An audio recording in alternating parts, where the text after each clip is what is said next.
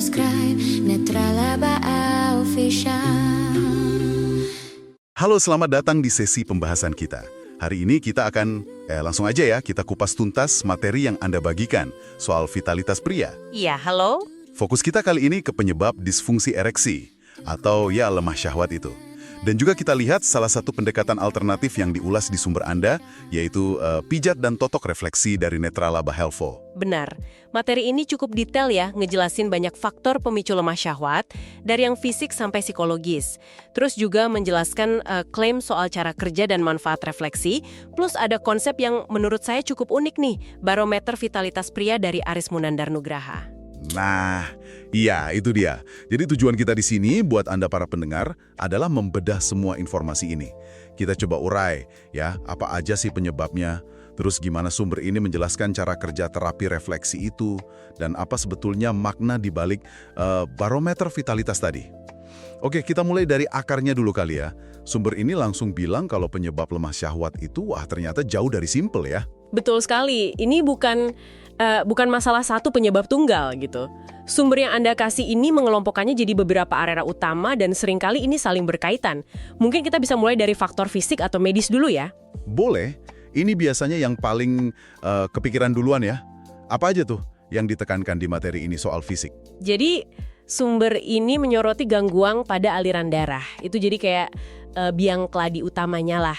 Ini bisa dipicu kondisi kayak tekanan darah tinggi atau hipertensi, terus kadar kolesterol jahat yang tinggi atau aterosklerosis.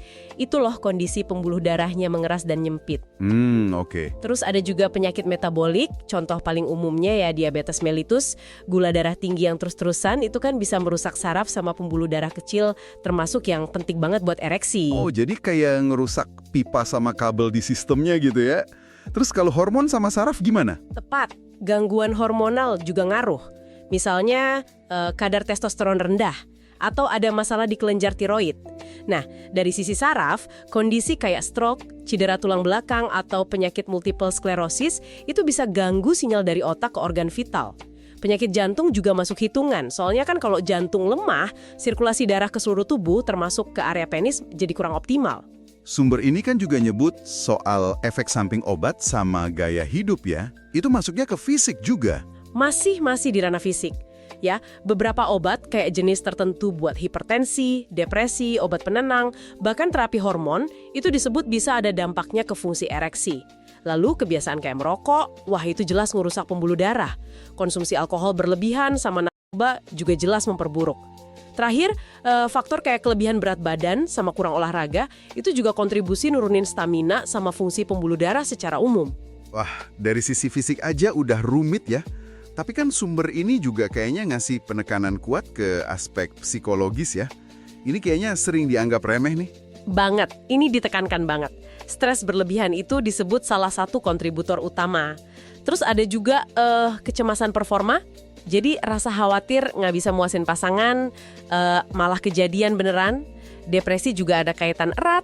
Selain itu masalah dalam hubungan sama pasangan, komunikasi yang kurang baik, atau konflik emosional, itu bisa banget bikin gairah turun. Bahkan sumber ini nyebut kalau trauma seksual di masa lalu itu bisa ninggalin jejak psikologis yang ngehambat fungsi seksual nantinya. Ah, iya. Ini nunjukin banget ya gimana pikiran sama tubuh itu nyambung erat. Terus kalau gaya hidup sehari-hari yang mungkin kelihatannya sepele, gimana tuh? Nah, sumber ini juga nyorot itu, kurang tidur kronis misalnya, sering dianggap biasa, padahal bisa ganggu keseimbangan hormon sama energi. Pola makan gak sehat, tinggi lemak jenuh, kurang nutrisi penting, itu juga ngaruh negatif. Dan tentu aja kurang gerak. Ada juga faktor usia. Sumber ini nyakuin ada penurunan alami testosteron sama elastisitas pembuluh darah seiring waktu. Tapi digarisbawahi juga, pria sehat usia lanjut itu tetap bisa punya fungsi ereksi normal kok. Jadi usia itu bukan vonis. Oke. Jelas banget kalau gitu. Ini masalahnya multifaktorial. Seringnya bukan cuma satu penyebab, tapi yaitu tadi, kombinasi fisik sama psikis. Dan satu poin penting dari sumber ini, jangan abaikan gejala lemah syahwat karena bisa jadi ini sinyal awal kondisi kesehatan lain yang lebih serius, kayak diabetes atau masalah jantung yang mungkin belum ketahuan. Persis. Pemahaman ini penting ya sebagai wawasan awal dari materi yang Anda bagikan. Tapi penting banget buat diingat, informasi ini nggak menggantikan peran tenaga medis profesional ya. Untuk diagnosis pasti dan penanganan yang pas ya wajib hukumnya konsultasi langsung ke dokter. Setuju. Oke, nah setelah kita petakan nih kompleksitas penyebabnya, materi Anda ini kan terus beralih ke salah satu pendekatan terapi alternatif, pijat dan totok refleksi. Nah, bagian ini menarik nih, karena sumbernya pakai banyak analogi buat ngejelasin cara kerjanya. Gimana tuh klaimnya? Iya, sumber ini memang kayak analogi buat memvisualisasikan prinsip kerjanya gitu. Tubuh kita ini diibaratkan kayak orkestra. Organ itu instrumennya, saraf sama hormon itu konduktornya, nah darah sama energi itu alunan musiknya. Kalau ada nada sumbang atau konduktornya kacau, ya musiknya jadi nggak harmonis kan? Nah, menurut penjelasan di sumber ini, pijat dan totok refleksi itu fungsinya kayak juru stem atau penyetem nada buat ngembaliin harmoni si orkestra tubuh ini. Wah, poetis juga ya analoginya. Tapi gimana penjelasan penyeteman nada itu secara lebih mekanis menurut sumber ini? Ada penjelasan biologis yang lebih konkret gitu atau lebih ke prinsip umum aja? Sumber ini sih lebih fokus ke penjelasan prinsip umum lewat analogi-analogi itu. Ada beberapa mekanisme dasar yang diklaim bekerja. Pertama, melancarkan aliran darah biar oksigen sama nutrisi nyampe ke seluruh jaringan. Kedua, nenangin sistem saraf yang mungkin tegang atau terlalu aktif.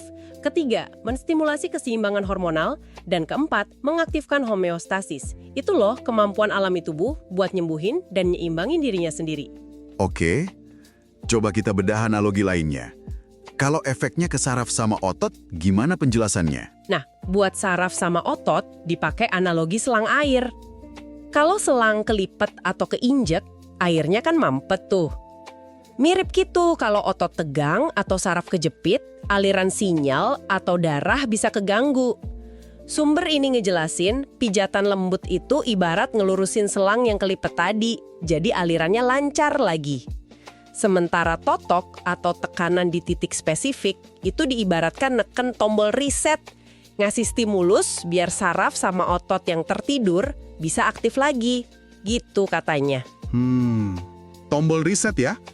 Terus kalau buat sistem hormonal, yang juga penting banget buat vitalitas? Nah, kalau ini analoginya pabrik listrik buat kelenjar hormon kayak testis, adrenal, tiroid. Pabrik ini ngatur lampu-lampu kota, yaitu gairah sama fungsi seksual.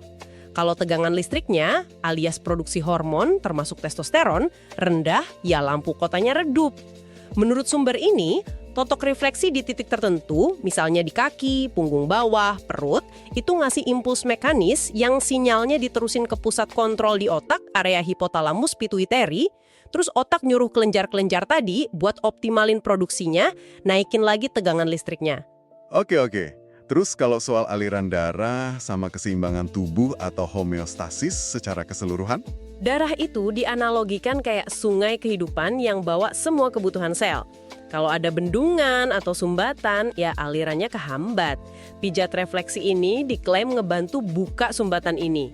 Ini penting buat ereksi, soalnya kan prosesnya itu bergantung banget sama aliran darah yang deras dan bisa ketampung di jaringan penis, namanya corpora cavernosa. Lancarnya aliran darah juga dikaitin sama terjaganya homeostasis atau keseimbangan internal tubuh. Sumber ini juga nyinggung soal regenerasi alami sama pemulihan organ ya? Ada analogi apa lagi tuh? Kali ini tubuh diibaratkan kebun. Pijat itu kayak ngemburin tanahnya, melenturkan jaringan, nyiramin, ngasih nutrisi dan oksigen lewat darah, dan mastiin pompa airnya fungsi organ kerja dengan baik. Tujuannya ya buat ngebantu proses regenerasi sel sama pemulihan fungsi organ-organ vital yang terkait, termasuk organ reproduksi. Jadi, kalau kita rangkum nih ya, semua analogi dari sumber ini, orkestra, selang air, pabrik listrik, sungai, kebun, itu intinya klaimnya bahwa refleksi itu membantu ngelancarin aliran darah, energi, sinyal saraf, nyimbangin sistem, hormon, saraf, sama dukung proses perbaikan alami tubuh. Gitu ya, kurang lebih. Iya, kurang lebih itu inti klaim yang dijelaskan lewat berbagai analogi dalam sumber yang Anda berikan. Dan berdasarkan klaim prinsip kerja itu tadi, sumber ini nyebutin manfaat spesifik buat vitalitas pria. Di antaranya, ngurangin stres dan kecemasan, itu kan faktor psikis ya. Terus ngelancarin darah ke penis, itu faktor fisik vaskuler. Nyimbangin testosteron, faktor hormonal. Ningkatin kualitas tidur buat pemulihan energi, sama ngebantu regenerasi sel organ reproduksi. Wah, cukup luas juga ya cakupan klaim manfaatnya. Dengan potensi manfaat-manfaat spesifik itu untuk ngatasin faktor-faktor penyebab lemah syahwat yang udah kita bahas di awal tadi. Oke deh, kita udah urai nih penyebab lemah syahwat yang kompleks. Terus gimana? Sumber ini menjelasin cara kerja terapi refleksi versinya mereka. Sekarang, kita masuk ke bagian yang paling unik ya dari materi ini. Barometer vitalitas pria yang dikembangin sama Aris Munandar Nugraha. Ini apa sih sebenarnya? Konsepnya kedengeran spesifik banget. Iya, ini memang konsep yang cukup khas dari sumber ini ya. Intinya sih sebuah rumus sederhana buat nyoba ngukur tingkat vitalitas berdasarkan usia. Cara ngitungnya gampang, ambil angka puluhan dari usia Anda, terus kaliin aja sama 9. Hasilnya itu disebut angka vitalitas dasar atau AVD. Bisa dikasih contoh biar lebih jelas ngitungnya? Tentu. Misalnya nih, ada orang usianya 35 tahun. Angka puluhannya kan 3. Nah, 3 dikali 9, hasilnya 27. Kalau usianya 42 tahun, angka puluhannya 4. Berarti 4 dikali 9, hasilnya 36. Contoh lain, usia 58 tahun, puluhannya 5. Jadi 5 dikali 9, hasilnya 45. Gitu aja. Oke, rumusnya simpel ya. Puluhan usia kali 9. Tapi yang paling penting nih, gimana interpretasi angka hasil itu menurut sumber ini? Apa artinya angka 27, 36, atau 45 tadi? Terus ini kayak standar baku gitu? Nah, ini cara bacanya menurut penjelasan di sumbernya. Angka pertama, puluhan dari hasil kali tadi, itu nunjukin periode waktu dalam satuan minggu. Terus angka kedua, satuan, itu nunjukin jumlah ideal hubungan intim atau ejakulasi dalam periode waktu tersebut. Jadi, buat AVD 27, usia 30-an, interpretasinya idealnya 7 kali dalam 2 minggu. Kalau AVD 36, usia 40-an, idealnya 6 kali dalam 3 minggu. Dan buat AVD 45, usia 50-an, idealnya 5 kali dalam 4 minggu. Gitu. Pas atau mungkin di bawah standar barometer ini? Kalau di bawah, apakah itu langsung berarti diagnosis lemah syahwat menurut sumber ini? Jadi, artinya apa nih semua? Nah, ini poin pentingnya. Sumber ini negasin kalau frekuensi seseorang di atas standar barometer itu dianggap indikasi vitalitas, keseimbangan hormon, sama stamina yang relatif bagus. Sering dikaitin juga sama berat badan ideal dan stres yang terkontrol. Kalau sesuai standar, ya dianggap kondisi normal sesuai usianya. Oke, terus kalau yang hasilnya di bawah standar gimana? Nah, kalau di bawah standar, sumber ini nekanin banget, ini bukan diagnosis lemah syahwat secara otomatis ya. Lebih dilihat sebagai, indikasi awal bahwa mungkin ada faktor-faktor penghambat yang perlu diperhatiin dalam gaya hidup atau kondisi tubuhnya.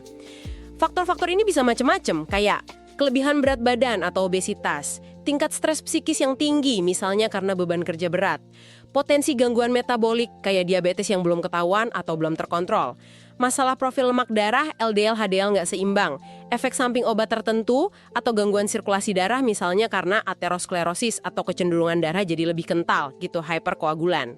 Oh, jadi lebih kayak lampu kuning ya, buat kita introspeksi faktor gaya hidup sama kesehatan umum, bukan langsung lampu merah diagnosis.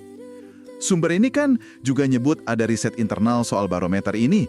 Apa tuh temuannya? Iya, disebutin ada studi internal yang dilakuin Aris Munandar Nugraha ke 100 responden pria. Kesimpulan kasarnya sih gini, mereka yang frekuensinya nggak nyampe target barometer itu cenderung punya kondisi kayak kelebihan berat badan, tingkat stresnya tinggi, atau lagi jalanin pengobatan penyakit kronis. Sebaliknya, mereka yang nyampe atau bahkan ngelampaui target itu cenderung punya pola hidup lebih sehat, stamina fisiknya bagus, dan sistem hormonalnya lebih kejaga. Berarti gimana sebaiknya kita atau Anda para pendengar memposisikan barometer ini berdasarkan penjelasan sumber tadi? Ya, dari pemaparan di sumber ini, barometer ini sebaiknya dipandang bukan sebagai alat diagnosis medis yang absolut ya. Fungsinya lebih kayak alat ukur reflektif pribadi. Semacam cermin gitu, buat bantu seseorang ngevaluasi keseimbangan tubuhnya secara holistik. Ini nyakup energi vitalitas, libido hormon, kondisi sirkulasi darah dan metabolisme, kesehatan psikis, stres emosi, sama kebugaran fisik, berat badan, daya tahan. Jadi kalau misalnya ada pria usia 40, terus nyadar frekuensinya jauh di bawah target 6 kali dalam 3 minggu, menurut barometer ini, pesannya itu bukan langsung cemas soal lemah syahwat, tapi lebih ke ajakan buat ninjau ulang kesehatan secara keseluruhan. Mungkin udah waktunya cek pola makan, manajemen stres, rutinitas olahraga, atau bahkan ya medical check-up umum. Baik. Kita udah telusuri cukup dalam ya materi yang Anda bagikan ini. Dari pembahasan kita, kelihatan jelas banget kalau penyebab lemah syahwat itu, kompleks sekali. Melibatkan interaksi antara faktor fisik, medis, psikologis, sampai gaya hidup. Bukan sesuatu yang bisa disederhanain. Betul. Kita juga udah lihat gimana sumber ini menjelaskan klaim cara kerja terapi refleksi, pakai banyak analogi tadi ya, buat gambarin prinsip pelancaran alilan, penenangan saraf, stimulasi hormon, dan pemulihan keseimbangan tubuh. Dan tentunya kita udah kenalan sama konsep barometer vitalitas pria ini, yang diposisikan sama pengembangnya sebagai alat refleksi pribadi soal keseimbangan dan kebugaran umum, bukan alat diagnosis medis. Iya, informasi dari sumber ini ngasih perspektif yang menarik, terutama soal pendekatan alternatif dan alat refleksi yang disajiin. Tapi kami nggak bisa cukup menekankan pentingnya langkah selanjutnya, selalu konsultasikan kondisi kesehatan Anda, termasuk masalah vitalitas ya, ke tenaga medis profesional. Diagnosis yang akurat dan penanganan yang terbukti efektif itu hanya bisa didapat lewat jalur medis. Tepat sekali.